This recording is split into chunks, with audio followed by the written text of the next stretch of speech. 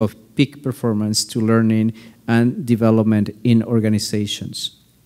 He is also a global facilitator for the TechStarts Startup Weekend program, where he teaches people all around the world how to take ideas from concept to creation. Prior to being recruited by IBM, Roger was testing his high-performance learning models, coaching math students, and designing curriculum as a math teacher for the New York City Middle School and New Jersey High School. Please join me to welcome Roger Osorio. Cool. Thank you very much, Carlos. Appreciate that. All right. Thank you very much. Can I have everybody stand up for a moment, please? Stand up for one moment. There we go. I love the energy right over here. There you go. High five somebody next to you, maybe two people. Let's go. I want to hear the claps. Yes, there it is. Awesome. There we go. I love it. Wow, you guys are finding extra people. And sit back down. All right. Woo! We've been sitting down for a little bit, so I thought let's get us up. This guy wants to stand up. I mean, there's standing room only section right over here. Happy to have you there too. Awesome. So today I'm really excited to talk to you a little bit about innovation. And I really want to be able to define innovation, but also help you understand the way, a process for being able to innovate intentionally. Something that I've learned in my experience just studying companies, studying startups, studying technologies, is that innovation is often like an accident. It's an exception. It's not the rule. It's, oh, I'm going to produce a lot of ideas, produce a lot of products, and I'm hoping that one of these just becomes the great innovation. And then it happens every now and then, and it's great. We get excited about it, but it's not intentional. And if you look at companies that are innovative, they're not always repeating or following up that innovation. Turns out it might have been a little bit more luck than anything else. But there are ways to be intentional and about your approach to innovation and your approach to solving problems. And so that's what I want to talk about today. But first, I want to talk about what drives innovation. Because innovation doesn't just, we don't sit down and say, all right, it's 2 o'clock, let's be innovative, and sit down and start working on innovation. It doesn't happen that way. It has to be driven by something. It has to be inspired by something, and that is a problem, a necessity. We need a reason to be innovative. We need a reason to design innovative solutions. But often what we do is we put the cart before the horse. We take solutions, get incredibly excited about the solution, build, build, build, market, market, market, apply, apply, apply, the technology, the solution, whatever it might be, but we forget that there was a problem that it needed to serve. And we sometimes can't even answer what that problem was. I've discovered this in events that I facilitate around the world where I help people, aspiring entrepreneurs, take their ideas from concept to creation. And often, they're mostly excited about their idea. And I ask them, what is the problem that your idea solves? And it's this silent. They don't have anything to say, not at the moment. Then they try to come up with something. Here's the problem with that, is that you really need to have that problem on the ready. That has to be easier to explain than the solution. Solutions evolve, they come and go. They'll get better, we'll make improvements. But the problem often stays the same. It takes longer for problems to evolve. Solutions evolve right away. So if we put the cart before the horse, if we put the solution before the problem, then we're focusing on the wrong thing. We're focusing on a moving target. And so another way of putting this is thinking about drills. People don't want a drill. Nobody wakes up and says, I want a 5mm drill. Well, I mean, there are some people who really like their awesome hardware and they go to Home Depot and hang out there all the time. But putting those people aside for a moment, if we put them aside, people wake up and they're thinking, I need a hole, or I need to build something, and then to build that thing, I need a hole. That's what drives the want, the need for that drill. And so if that's how people are approaching things, then we need to start there as well if we are to innovate intentionally, if we are going to do this on a regular basis, if we're going to put the horse before the cart and have the horse drive us, have that problem drive us all the way to a successful implementation, a successful solution, and maybe every now and then an innovative solution. So I'll tell you a little bit about me real quick.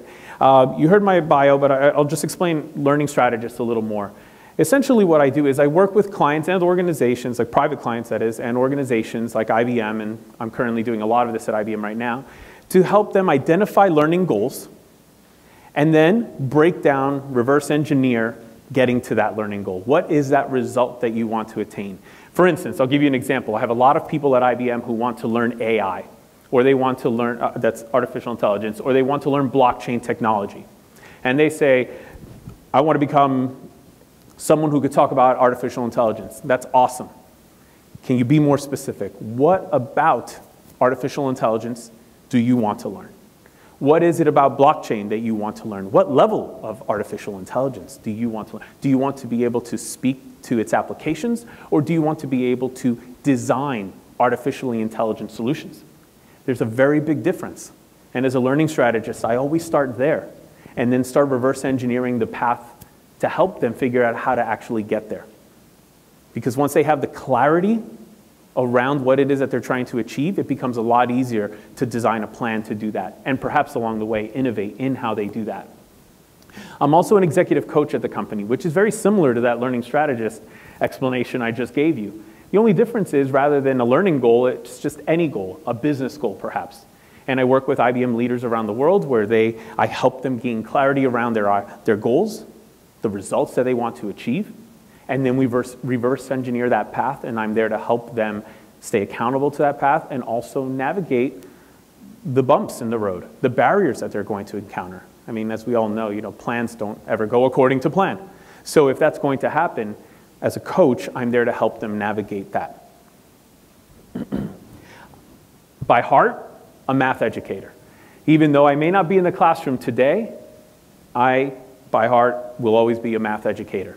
I am the guy who, there wasn't, a couple years ago, I was speaking at an event in Canada, and they took me around the university, and the person giving me the tour before my talk said, oh, so here's this building, here's this classroom, here's where we do this. We walked by, there were some people, and it was a weekend, so there weren't many students, and then I saw a room with students and people working, and they said, oh, and this is our math center where people come in who are struggling with math, and we're just kind of, and my tour guide just kept on walking, and I was just like, this looks cool. And I just walked in, she lost me, she probably looked back and wondered, where's this guy? And I was in there, I sat right down. This is how much I love doing that. I will sit right down and I'll say, what are you here for? What's the challenge that you're suffering right now? Let's see what we can figure out today. And I got into a session, of course, and I was late for my actual speaking session, but it was a cool story to tell when I started talking. That's how much I love it. I still do work with students privately, but I don't do it in the classroom anymore. Doesn't mean I won't go back to the classroom at some point. And lastly, I'm an IBMer. And this is something I really enjoy. They've given me an opportunity, a platform, an audience to be able to test out different learning ideas, ways to achieve learning more effectively, more efficiently, and also to help people learn how to perform at the highest levels. This is something I get very excited about, and bringing those two together into what I call high-performance learning. And so if I can create that high-performance learner in the company, I know that this is not only going to be a great leader, but also someone who can evolve as the times change and learn the different technologies, which is critical at a company like IBM. The other thing that was mentioned is this thing called Startup Weekend. Has anyone heard of Startup Weekend by show of hands? Oh, wow, awesome. I've got somebody who's heard of it. Yeah, so very cool. Startup Weekend was actually hosted here. I think it was last year. They did an education vertical for that event. And essentially, it's a 2.5-day workshop where people learn how to take ideas from concept to creation. As a global facilitator, I'm the one who sets up that learning environment and guides them through that learning experience, so that they can then take some idea that was in their head and learn the process in the context of an actual idea that they have, and then get them to that point where they can launch something. My mission at the end of the event is to have them ready to launch an experiment, because we can't launch the big ideas in 2.5 days or even 2.5 months, sometimes not even in 2.5 years, but we can launch experiments. And that's what I get most excited about, because all innovation starts with really small experiments, really, really small experiments. We don't hear about them when they're really small experiments and they're just being tested out here and there. A moment ago, I was talking to somebody about Lyft when it got started, and it was just in San Francisco. I had no idea what that was. I was on a date with someone, and we left dinner, and she said, hey, I'll just call us a Lyft. And I'm thinking, what is that? She goes, it's a ride service, a car service. I go, wow, she is living large. She just calls like on-demand car services. That's so cool. But the car that showed up was not the kind of car that you expect when you're calling on-demand really cool car services. And I asked her all about this, and she said, oh yeah, it's this, and she explained the platform, which all of you are familiar perhaps with, like Ubers and Lyfts and all of that.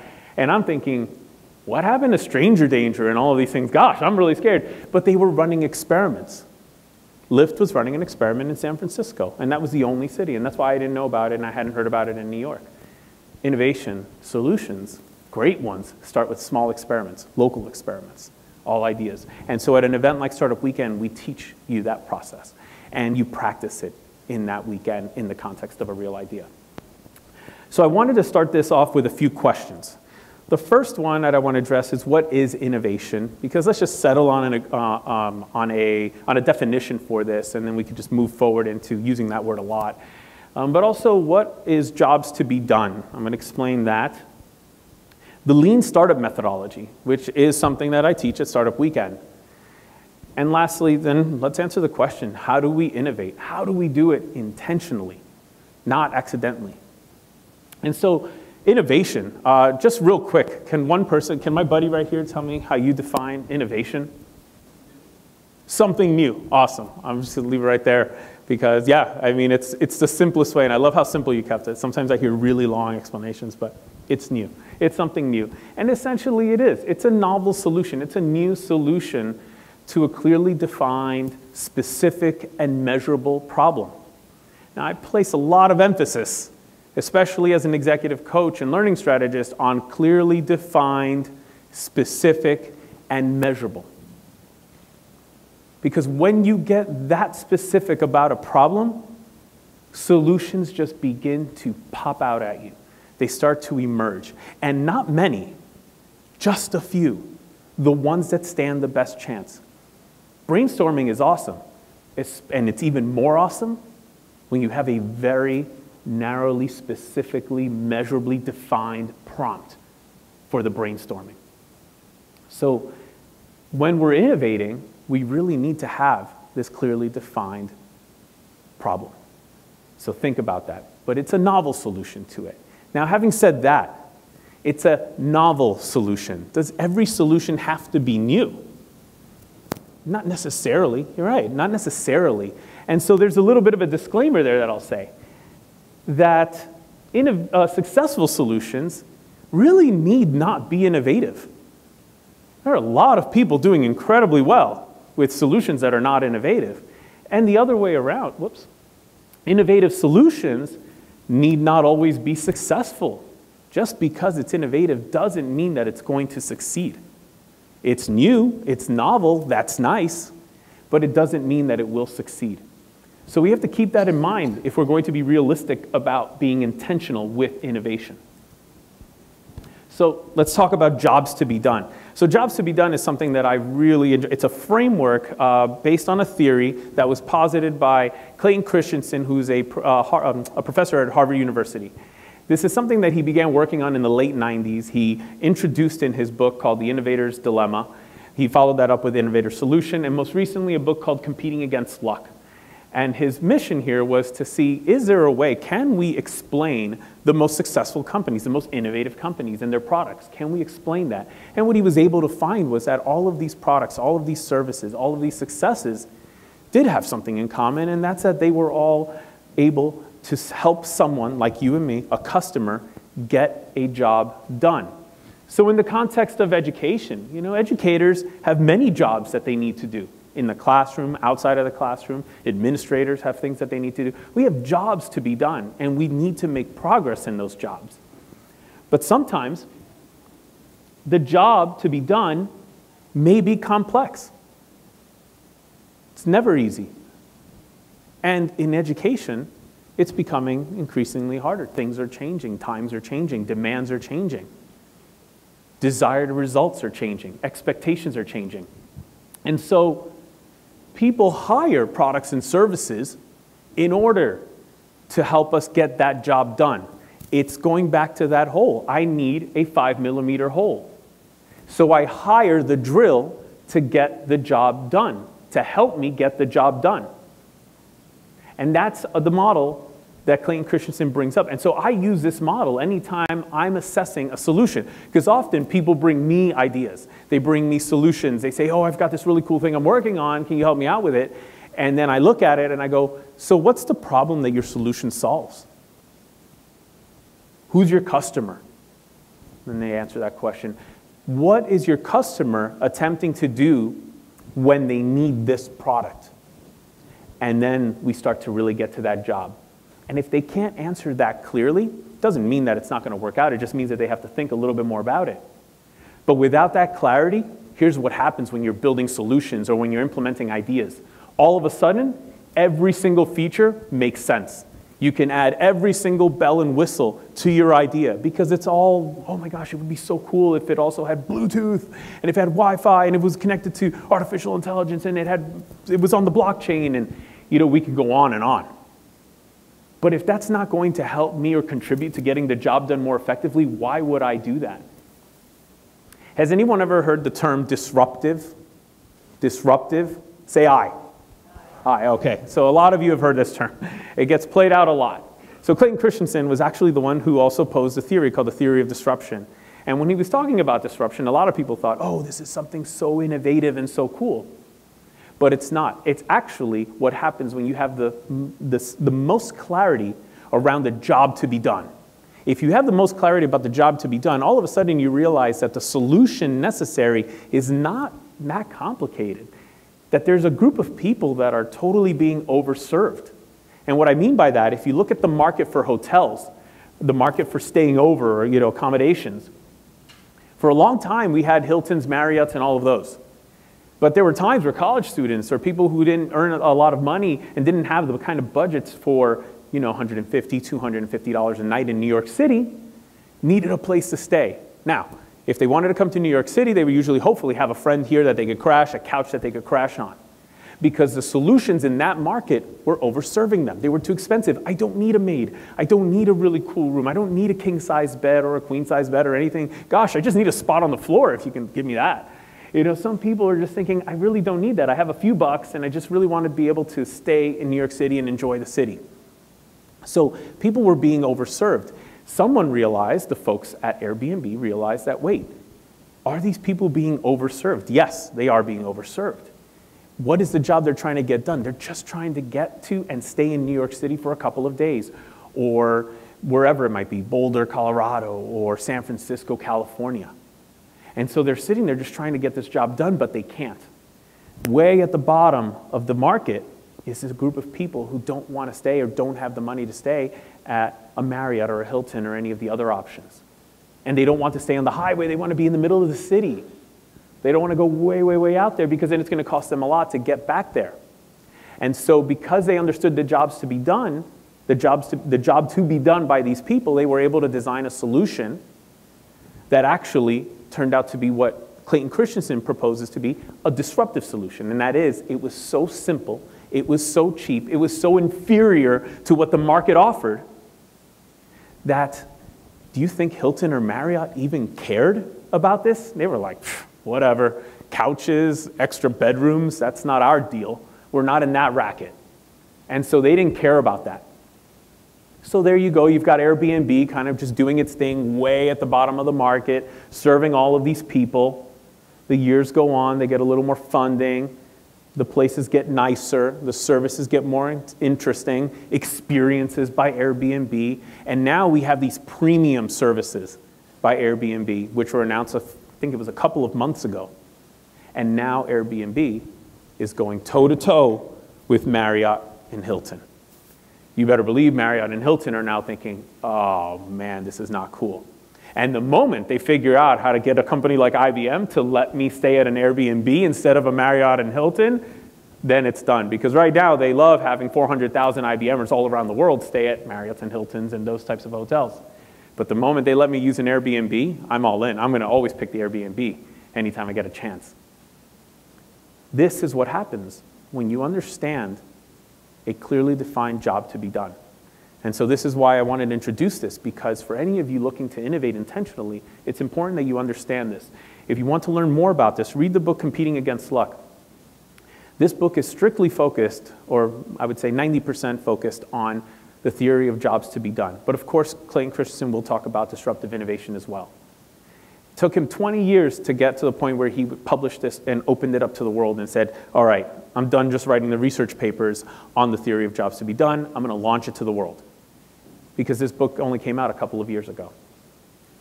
Check this out. You're going to learn a lot from this, but more importantly, it will inspire a way for you to think about the problems that you're trying to solve. The other thing I wanted to talk about was lean startup methodology, which is essentially a process for developing solutions through validated learning. Let's put this in educators' terms or in education terms. If I'm writing a paper because it's due in a month, and you are my professor, I'm going to just keep on calling on you, so it looks like you don't mind. So, Juan? Awesome, Juan, thank you very much. Juan is my professor, and Juan says it's due at the end of the month. One of the things that I know Juan secretly wants and will offer as a professor is like, you can turn in a draft, maybe to you or one of your TAs, and we can look at that. What happens if I turn in my draft in a week? You get feedback, from mistakes, incorporate some Awesome. I get feedback, I learn a few things, I incorporate changes, and then I get to turn in a much better product. Validated learning. That's it. When you think about startups, when Eric Ries, the person who proposed lean startup methodology, which by the way, he doesn't take credit for inventing this, it's really secretly, not so secretly, the scientific method. He essentially said this is how we can evolve ideas and products more quickly. Why sit down in my dungeon for the next 2 years developing an idea when I could just come out and put out a draft, get some feedback, incorporate the feedback, give you the next draft, incorporate some more of that feedback, maybe do that 2 or 3 times. Wow, wouldn't teachers love that, right? They're like, but nobody ever takes them up on that offer. And then you turn in a paper that's almost a guaranteed A. This is validated learning. And it's this process right here. It's build, measure, learn. You build a prototype, you build a hypothesis, you build an assumption, you measure it, you put it out into the world and you measure it. You get some data, you get some feedback, you learn something from that feedback. And after you learn something from that feedback, you make a decision. Do I need to make adjustments? Do I keep going as is? And then you try again. And you keep going through that cycle. So imagine going through this cycle. I start with a product, I put it out there, I measure the results, I have 10 issues with that product. The idea here is that every time I go through this cycle, I should have less issues. Maybe 8 issues the next time. Perhaps 6 the next time. Maybe then 5, 4, 3, 2, until I have a much better product. Now I'm ready to launch something that has evolved. Validated learning. I developed this thing through validated learning. Imagine if I just built the entire thing and then put it out into the world 2 years later only to find out, whoa, that did not work. I just put all of my money, all of my investors' money, all of my effort, 2 years of my time into something that didn't work out. I'm not very excited about doing this again and spending another 2 years of my life trying to do this. Validated learning. I can launch an experiment in a couple of days, in a couple of weeks, perhaps in a couple of months. So how do we begin to innovate intentionally? We start with necessity. And when I think about this, and this is how I guide people through the process, and it's very similar to learning, by the way. Learning goals, business goals, whatever they might be, a very similar process. You need a measurable result to attain. What is the measurable result that you're trying to achieve in your classroom, in your university, in your institution, in your department? Whatever it might be, what are the measurable results that you are trying to attain? Start there. Identify that measurable result.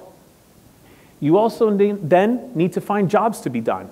The jobs are ultimately going to help you deliver that result. So what are the jobs that need to get done in order to deliver that result?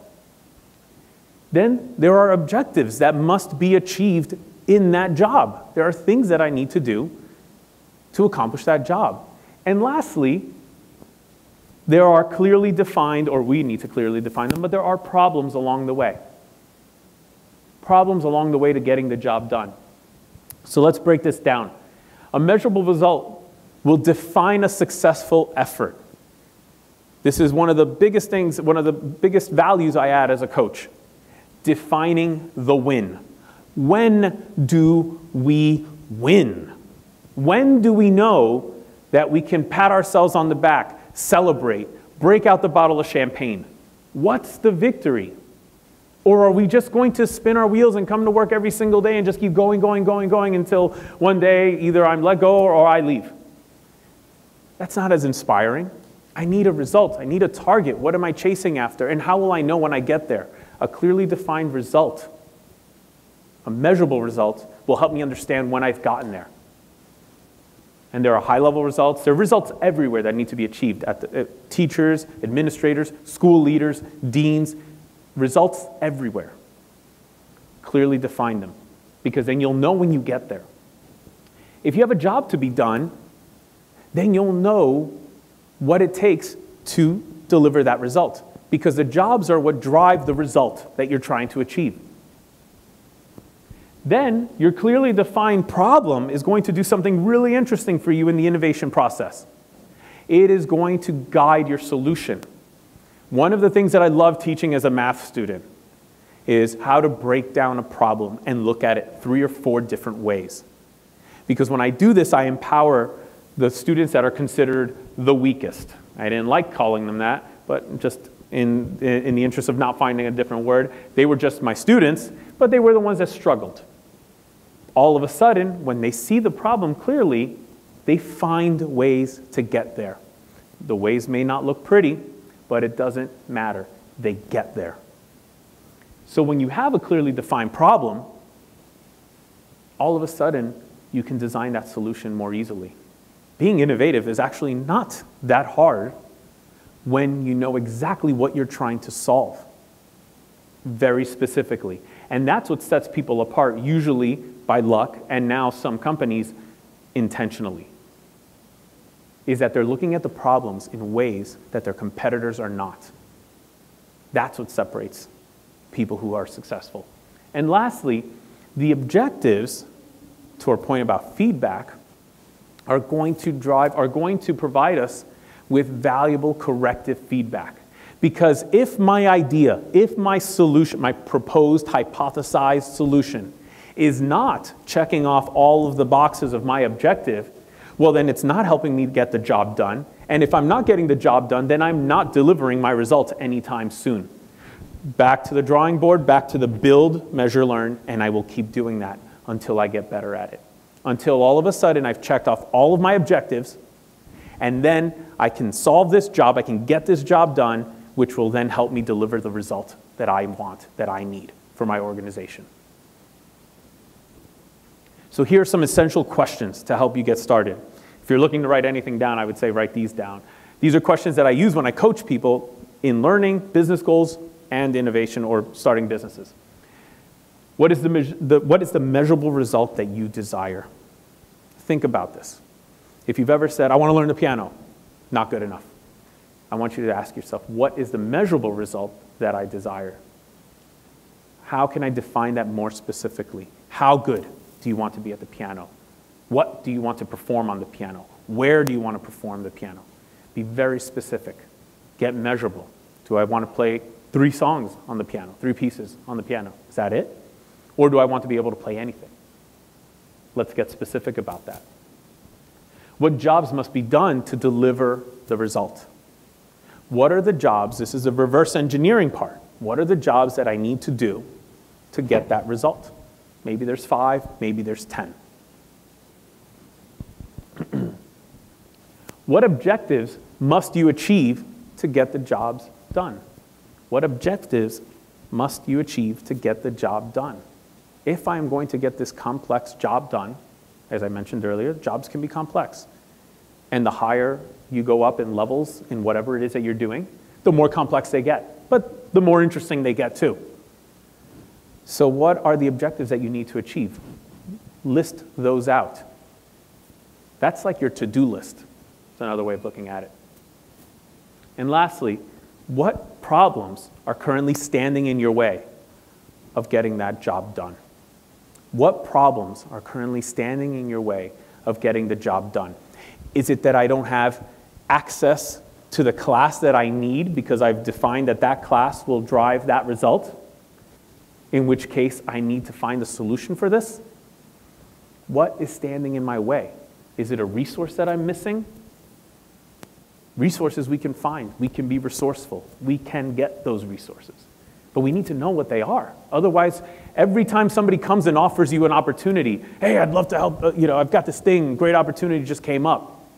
You're just going to say yes to everything. But when you know that there's only 3 things you need right now, 3 very specific problems that you need to solve, any opportunity that solves something else, thanks, but no thanks. I'm all set on that. However, I am looking to solve these 3 problems. Do you have any leads on that? Do you know how to do that? This is where mentors come in, by the way. So these are the essential questions that I would ask of any challenge. Forget your ideas, because I know you've got them. Put them to the side for a moment and go down this list and start identifying the problems. And it starts with a measurable result. Because once you have that answer, once you know what needs to get done, you can begin the innovation process. You can begin the solution process, the design process. And this is where you begin to build your prototype, some experiment, by the way. And by the way, when I say prototype, I mean I'm talking a really rough experiment. I'll give you an example of how something like Lyft or Uber was tested. And it probably only took back then maybe $300 to do it. Yet most people would think that it would take thousands of dollars in app development to test Uber. No, Uber's super cheap to test, by the way. Here's what you do.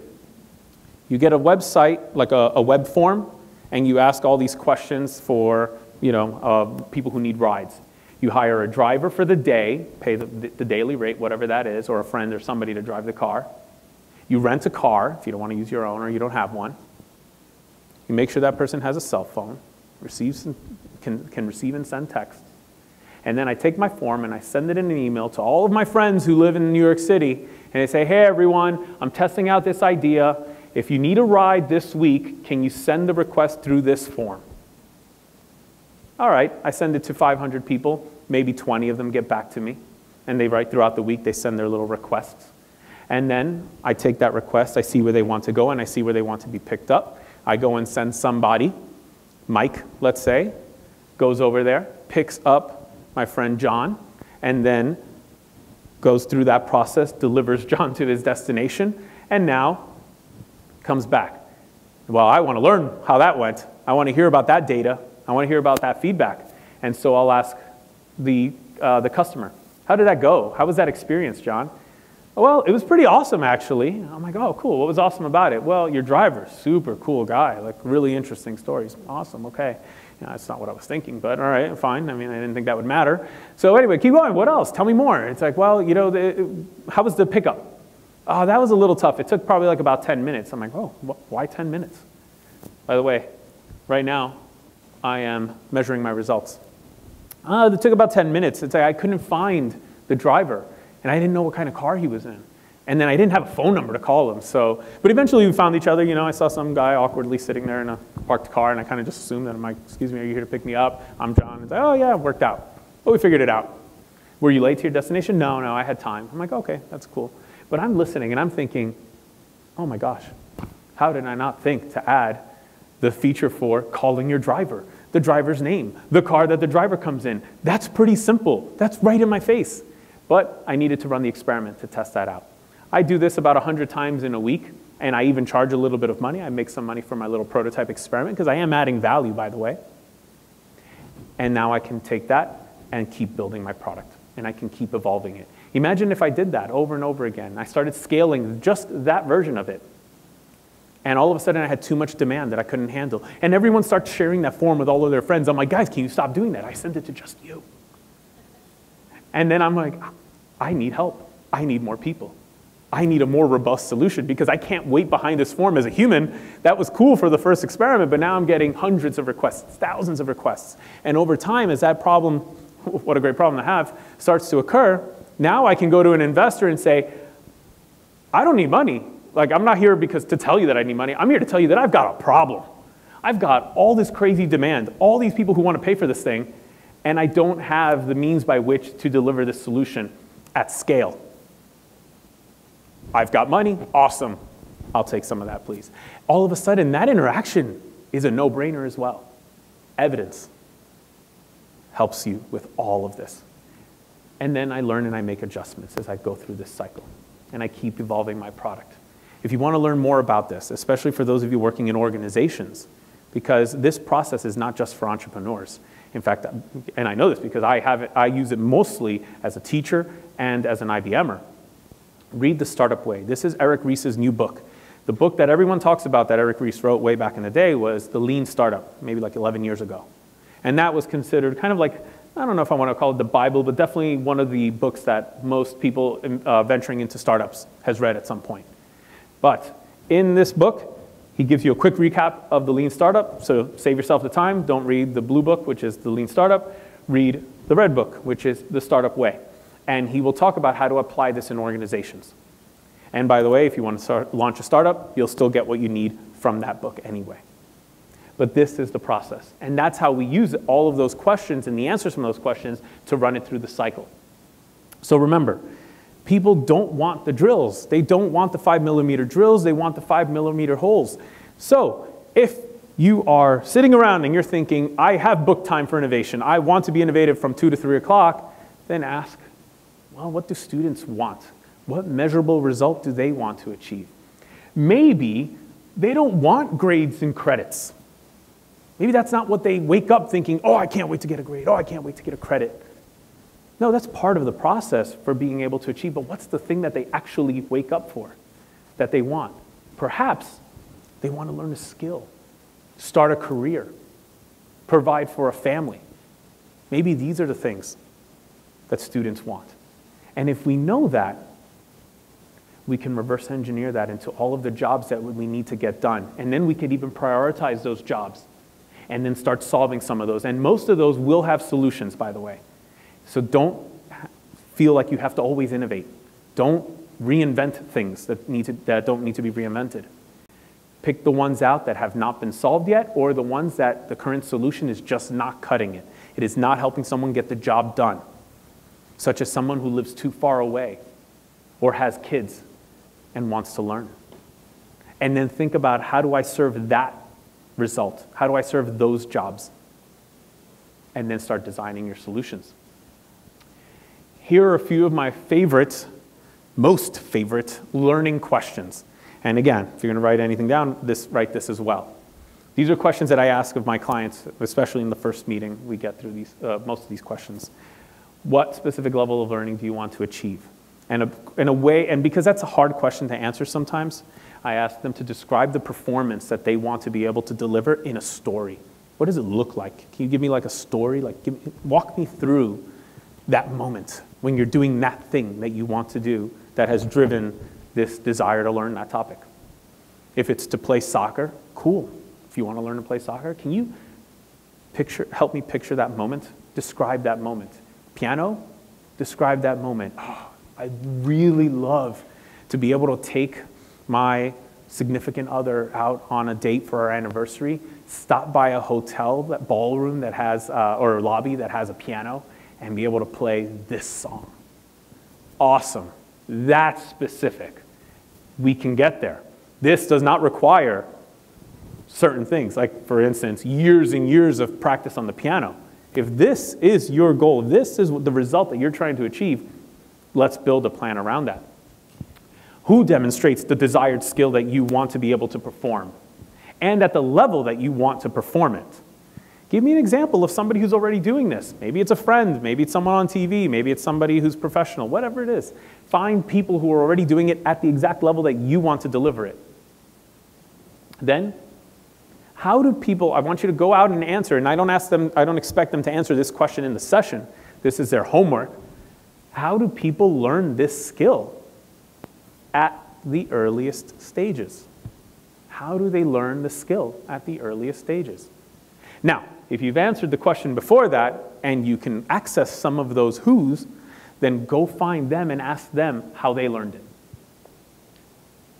Get their path. Copy that. Do what they did. Why reinvent it if somebody already did it really, really well? But go out and find out. And the last question that I absolutely love, and I'm working on this one because this is going to be a key idea and a key program that I want, or the foundation for a program that I want to deliver. This will be the key foundation. What are the fundamental elements or components of the desired skill? I'll give you an example. In soccer, I need to be able to pass the ball. I also need to be able to receive the ball. I need to be able to kick the ball. I need to be able to run with the ball. A lot of components to getting the job done, the big job done. There are sub-jobs, if you will. So there's a lot of fundamental things that I need, components that I need to learn. So then that is where you start. You invest your time there.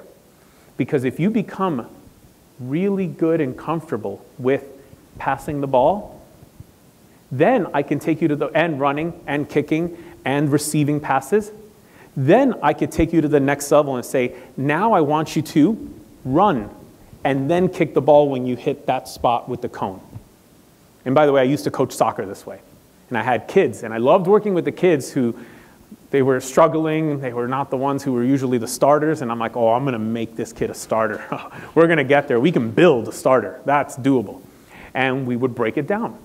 First, it was just kick, I want you to kick. Turns out this kid could actually run really fast.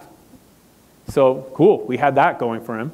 He had the coordination to run. I just needed to put these two together, but I needed the fundamental components. So try to find what those fundamental components are, because those are the things you put together.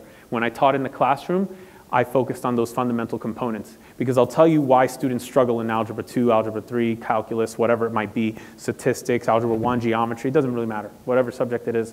I'll tell you why they struggle. This happens literally across the board, every student I've ever worked with in the last 10 years. And it's not that they don't get the concept. They get the concept.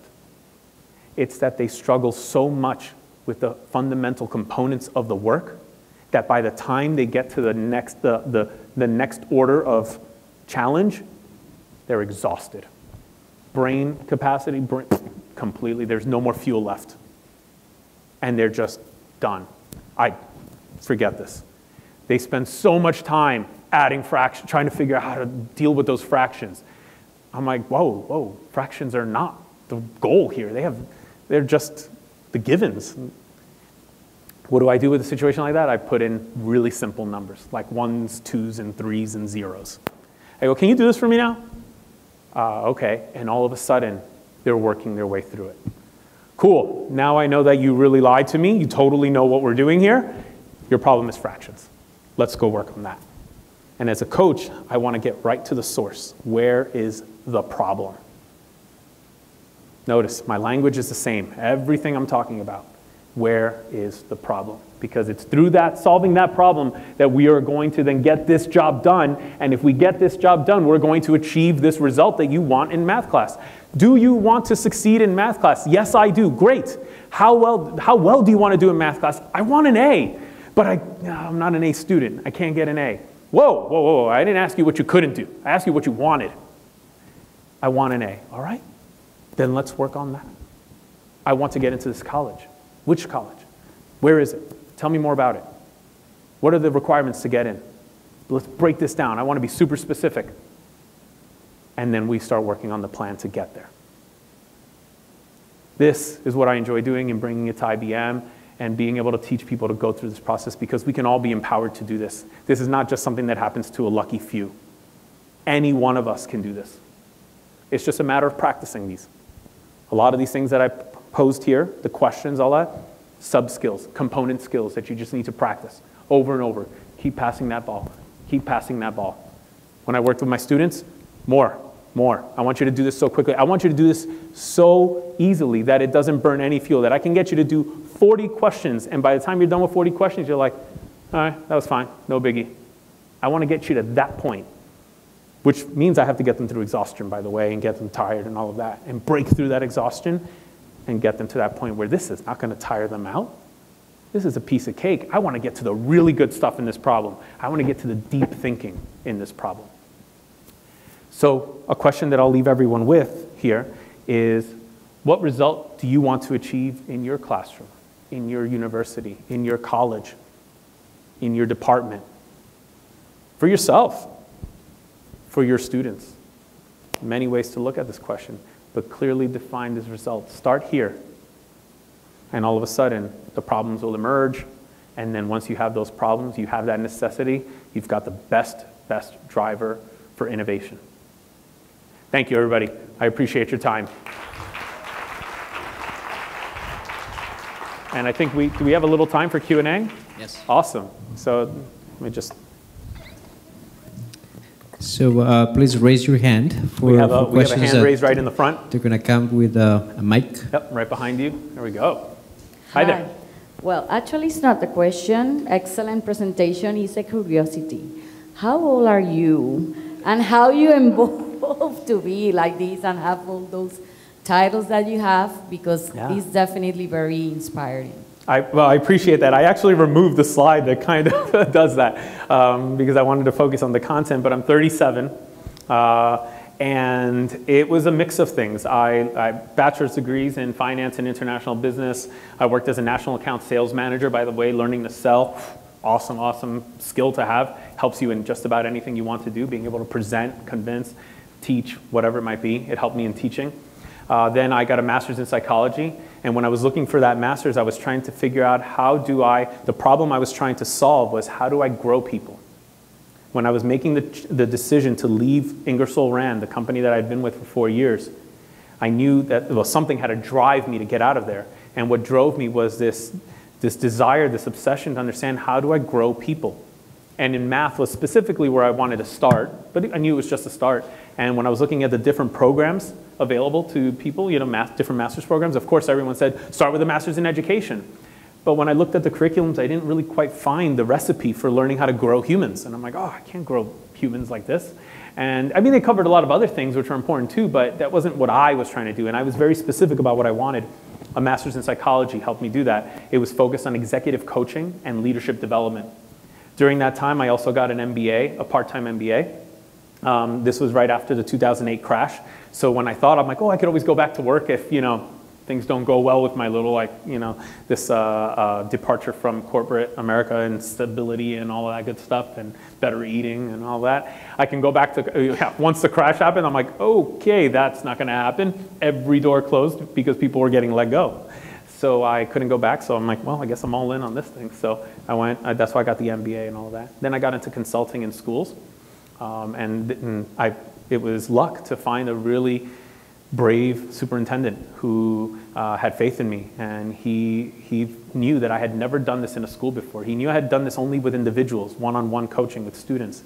And when he heard my story and what I get excited about and the value that I wanted to deliver, he said, I'm going to give you a 1-year contract. I have 2 schools failing in math, and I need help, but I don't know exactly what I need because I'm not even sure what the problem is. And so I said, I want to figure this out. He goes, and I want you to figure it out. So he gave me the contract to do that. I ended up spending 2 years there and had an amazing time really learning from the students. Because I made the mistake of coming in thinking I need to build stuff. And actually, I can't take the credit for this one. This story gets me like, I had a student who came up to me, and it was the fall of Hurricane Sandy. And they asked, Roger, can you also come in and help out with some of the things in the school? I'm like, yeah, absolutely, I'll come in. And one of the students, I had been not going in every single day because I was working on stuff, working on solutions, go figure. This is, before I knew better. And this girl, Ashley, comes up to me, Roger, and gotta love kids in high school and middle school because they don't hold back. Where you been? Come on, man, what's going on? I don't see you around anymore. Oh, I'm working on cool curriculum stuff and all this and blah, blah. She was just like hearing BS, BS, BS, BS, BS, BS, BS, BS, BS, BS from me. I'm like, okay, she doesn't look impressed. And I go, and she says, but you're not here. I go, yeah, but I'm working on things and all of that to help you guys out. And she said, what helps us out is when you're here. She goes, you listen to us, you ask us questions, you take interest and you don't judge us. And that makes me feel good. And when I heard that, I was like, holy crap, wow. This was, a wake-up call, and I realized I need to be in there. I need to be learning. I need to understand the problems more deeply. And the only way to do that is to be present with the students. Sit right next to them at lunch. Ask questions. Listen to the conversations that they're having. Be there to be another voice in that conversation that's different, that's older, a little more experienced. And I loved this one school I worked with as an alternative program. where students would come in there and enroll because they had dropped out, been expelled, arrested. Something got them off the traditional high school path, but they weren't quite old enough yet to really, gosh, it would be a shame to put them in a night school with much, much older people. They were like 19, 20, 21 years old. And so, but it is a little weird to put a 21-year-old man with a 14-year-old girl in a classroom if he's at freshman level. So they created a program that would give them lockers, a prom, you know, that like they could still have that high school experience. And it was voluntary because at this point they're old enough to not go. So they chose to be in there. And hearing these students' stories, a lot of times they get judged because they're in this program. Just by way of being a CAS prep student, it was like, oh, you know, gosh, you're probably a troublemaker or something, you know, whatever. But when you hear these stories, you're like, wow. Gosh, one of them, I was like, I'm a little jealous of you. That's a really cool story. The kid dropped out of high school to go back to Ecuador to play soccer, professional soccer. He got a professional contract. I'm like, at 16 you did that? Dude, that's so cool. And he's like, what? This guy he thinks I'm cool for dropping out of high school? I'm like, hey man, every journey's different. But that was cool. And so then he came back and he had an opportunity so he came back to the US, he was homesick after a couple of years, started looking for teams, and then he was looking to get drafted by the Red Bulls here in New Jersey. And then also he was being scouted by Barcelona, by their youth academy. I guess he was still young enough. And so when that happened, they were watching him play in a game, and he said that it was going really well. And then somebody tackled me, and I got into a scuffle, and I don't know, I just got really upset, and I hit the guy.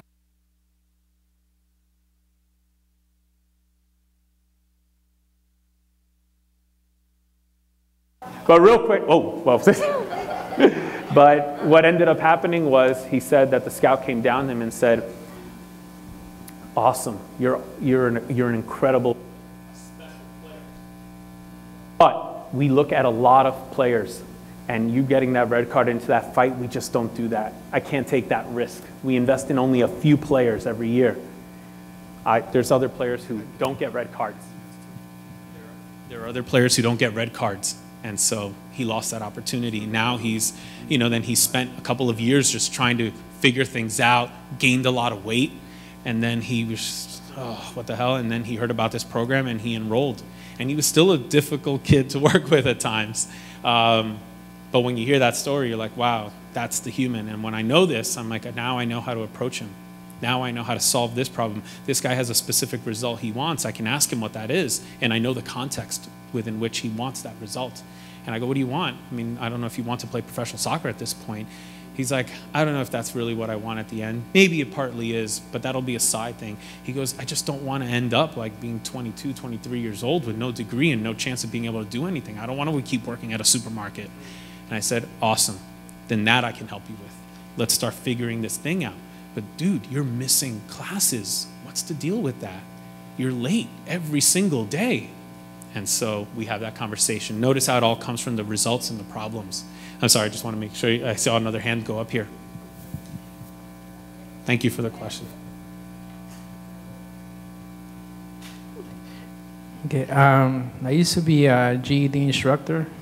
One thing, there's people from different ages. Mm-hmm. And then I'm almost your age as well. My question is that what tools did you use in psychology in order to be able to inspire older folks?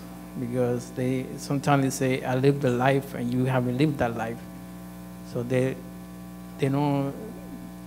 take a little bit different compared to younger people. Yep. So younger people might look up to you, but older people trying to get their GED is that, you know, their life is very different. So how do you use that? Some more tools in psychology to be able to inspire them to still keep going with that? Yeah, so I'll give you one very quick tip, I guess, if you will.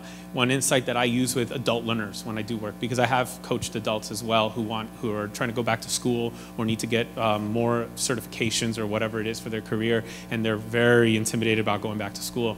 And one thing that I remind them is that you have such an advantage over young people. And they're like, what? I haven't been in school in forever. I'm like, oh gosh, but you have been in the school of life. You have how many kids? And then they're like, I have 3 kids. How old are they? 17, 12, and 10. I'm like, gosh, I don't have any of that education.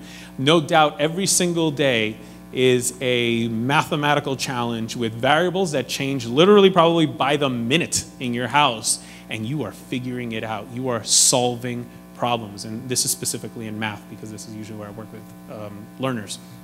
And so I tell them, I go, oh, I'm really excited to see what you're going to come up with. And what I'm doing is I'm helping them understand that there is a position from which they come from that actually gives them an advantage. But I need to help them understand that there is an advantage. That's one of the things. That's a very quick one that I use that with every single adult learner. And I always have to listen to their stories and their backgrounds in order to figure out how crazy their lives are to help them understand. I'm like, oh, algebra formula, you're not even worthy of your attention, but whatever, we have to do it for this GED or for whatever this certification is, so we'll do it. But you've done so much harder work. Let me take this down, and I hope I don't bore you with this. And you got to use that language. Language is what I've learned from psychology, makes a lot of difference. Really understanding. But then you also need wins, because you need to build confidence in the person. And so you need early wins. Clearly defined challenges help us get those early wins. And setting them at the right level, not easy, not medium, not super hard, just enough where I'm like, I got to reach a little bit to get it. Then I'll start turning that up a little bit. I'll raise it up little bit by little bit. I don't want to be the one to motivate them. I want them to motivate themselves. I want the work to motivate them. I want the math problems to get them excited. This is what I'm trying to create in my engagements with people, is I want the work that they're doing to be inspiring and motivating, because I can't be around all the time. I'm only there for an hour or 2, maybe a week, or whenever they hire me to come in, but I can't be there all the time. So how can I empower them to find inspiration and find motivation and find a drive in the work that they're already doing? This question is super challenging, super deep, and there's so much we could, at the reception, please find me, because we'll talk a lot more about this. But I'd love to hear more specifics 2 more about questions some of your challenges. on the back. Other questions, I see some. Yep.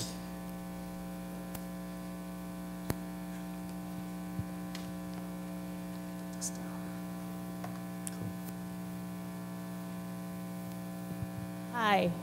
My question to you is, if you have a group of students in your class and you have probably half of them are motivated, but the other half they are not, and you just don't want to sort of, you just really want to get those who are motivated not to lose gas, so to speak, but to just keep moving forward. At the same time, you're not trying to leave anyone behind, but how do you juggle that when you have a class that is heterogeneous in that way? Yeah, so in that particular case, I go back to the model. I start thinking, what's the result that I'm trying to achieve in this classroom? And when I start thinking about the result and the jobs that I need to achieve, we're all here to learn a particular topic. Let's say it's Algebra 1, and let's say we're working on quadratic equations and solving, for finding out what x is. And we're doing something like that. We're all, to some extent, in the same boat. Yes, I might have some students that are more motivated, but when I'm thinking about, okay, I need this entire class to move, there's 2 things that I've personally identified that hold back this other group, the less motivated group. I first of all start by making no judgments on why they are less motivated. I make no assumptions on why they are less motivated. And I usually assume, if I assume anything, is that someone, somewhere, something, some class, some experience, whatever is something, society, something they heard on TV has let them down. What happened here? What has let this person down to the point that they just figure this is pointless? So I ask them questions like, what do you want from this class? And sometimes you don't get answers. Do you want to fail? Usually that's an easier one to answer. No. Okay, well that's a start, because I can help you with the not failing part. I mean, I'll help you fail along the way, but ultimate failure, like at the end, no, I mean, I'll help you get there. So I have to ask questions. I use questions. And it takes a lot of one-on-ones. It really does. There's no, for this, humans, when you have that kind of like real humans and the challenges, there's no app, there's no tool. It's just straight up one-on-ones. Like that kid that I talked to who was a former professional soccer player and had his story. That was awesome. Awesome. And so hearing that story, all of a sudden a student that the rest of the school saw as not motivated, doesn't care, doesn't even show up on time, I was able to tap into what he wanted. We all want something. And one thing that I have found is every student wants to succeed. Every student wants to feel good when they get something right. They really do. And it feels good when they get something right. But they've been let down. They've let themselves down. Something has happened, which is fine. It is what it is. I really don't care what happened before you came into the classroom. That's the realm of psychologists and psychiatrists and counselors. I'm a coach. I care about where we are today and where we're going to go. And so your past, thank you, little context, whatever. I mean, I'm not even sure I cared that much. I cared more about where do you want to go and what do you want to do? And once I start asking those questions, I feel like now I start getting through the students one at a time, by the way, not all. Thank you so much. My pleasure, thank you. And I see a hand here in the middle. There was one more there. And there's one more. If there's one more up there, maybe you can, oh, right there, right there. And then we'll bring, oh, go ahead. Oh, there we go. Thank you. Hi. I hear a lot in your talk about the importance of the human aspect in education. I would like to know what is your views on integrating technology in this educational experience. Because, you know, then what happens? There's a lot of the human aspect. Yeah. So what is your experience about integrating technology in the educational process? Thanks. Awesome. Wow. You asked a question I was hoping, I kind of was hoping I wouldn't get. This is a question that might get me not invited back to this. No, I'm just kidding. No, you know, technology, I have nothing against it. It's a tool like anything else. And new tools come about every single year. And nowadays, every single month. I just want something that addresses the specific problem I have. So sometimes when I was teaching in the middle school math, it was an all-girl private school in the city, they wanted, all the girls had MacBook Pros or MacBook Airs, I can't remember which one, but they all had MacBooks. And they wanted me to use this stuff. And they had all of these licenses and subscriptions to things that they had given me. You got to use all this stuff. And I'm looking at this. I go, but I've set my learning result. And right now, this does not satisfy my learning result adequately. It does not really address it. I'm not closed to the solutions. I'm just saying right now, given what I have set as the result, what I have set as my jobs, what my problems are, and what my objectives are, I'm not finding that solution. I really do, but I hope that someone builds these solutions. So what the balance is really, it comes down to, does the tool solve the problem? And do I have that problem? And so I have not yet found too many, but then again, my teaching experience is also very limited. I had audiences that were all live. So given a live audience, there were other tools at my disposal to use, and most of them did not incorporate Wi-Fi or Bluetooth or need electricity. I mean, for me, the calculator in math is like a pretty cool thing. The scientific one, I don't like graphing calculators. I still don't know how to use those. Even though I did a lot of math, I didn't take to the graphing calculator, and my math teacher back in the day taught us calculus 1 and 2 without graphing calculators. He's like, no, you gotta learn how to do this by hand. And back then we couldn't afford a graphing calculator, so I don't know if he was trying to make us feel not bad about not being able to afford them and didn't put us in that spot, but I think he really also just wanted us to learn how to do it by hand. But I learned a lot with a scientific calculator, pencils, old school, wooden, I like those, and paper. And the cool part about math is I always tell people, for me, the reason why I believe math is so powerful, it's because I think it is the great equalizer. It's what brings us all up to a level playing field because it doesn't cost anything to learn. It's so cheap to learn. Math books, I don't need a new one. Math hasn't changed that much. So an algebra book from the 60s, probably just as good as one today, except the one today is a lot heavier, has a lot more cartoons running around it. All right, that's fine, whatever. But you know, if I can't afford the new one, I'll just take the old one. And so for me, math is that great equalizer, and I just need a pencil, paper, a book, and a student. I'm like, let's get to work, and maybe a 4-function calculator just to get things rolling. So for now, the problems I've identified, I have not yet found very good solutions. But there's so many other problems in education, so you really got to think about it. When it comes to working with a student, like in the question from above before, was that, you know, the motivating part, I did not find a tool for that. That's fine. So I found a solution, and the solution that I found was quite effective, one-on-one. And I really do believe that's still a key component. So we need a balance. This whole thing can't be digital. Digital will help us do a lot of things that we can't scale just in our human form. However, there are a lot of things that really need to be done in person. And so, like Ashley told me when I was at that school at AIS, Academy for Independent Studies, she said, we just want you here, asking us questions, not judging us, getting to know us, you know, listening to us, and giving us a chance. Thank you for that question. Thanks, Thank everyone. you very much, and everybody. Let's give Roger a big round of applause again. Thank you.